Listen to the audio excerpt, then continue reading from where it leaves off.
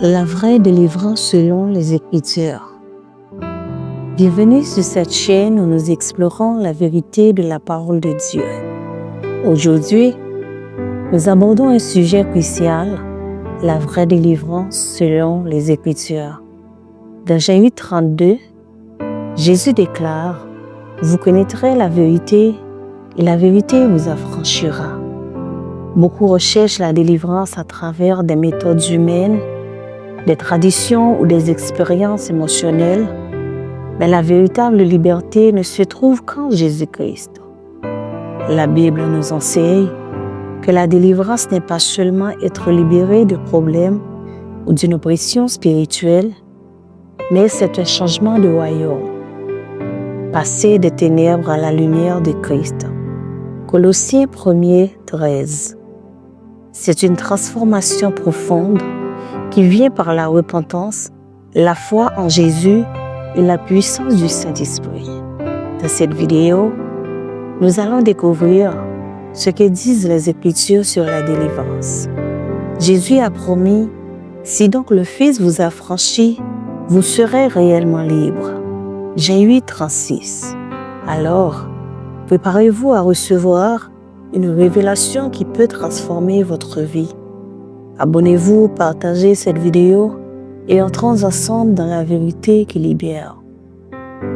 Par exemple, Colossiens 2:14-15 dit « Il a effacé l'acte dont les ordonnances nous condamnaient et qui subsistait contre nous, et il l'a détruit en le clouant à la croix. Il a dépouillé les dominations et les autorités et les a livrées publiquement en spectacle en triomphant d'elles par la croix. » Galates 2, verset 20. « J'ai été crucifié avec Christ, et si je vis, ce n'est plus moi qui vis, mais c'est Christ qui vit en moi.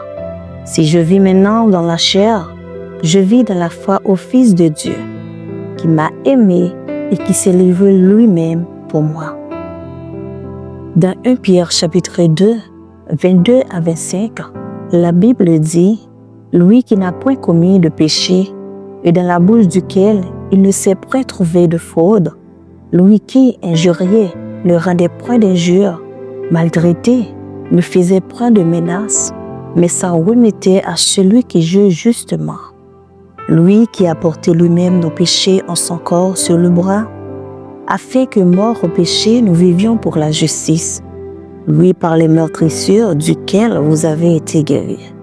Car vous étiez comme des brebis errantes, mais maintenant, vous êtes retournés vers le pasteur et le gardien de vos âmes. » En conclusion, la vraie délivrance est celle qui délivre l'âme de l'esclavage du péché et de la mort et qui guérit parallèlement le corps, l'âme et l'esprit.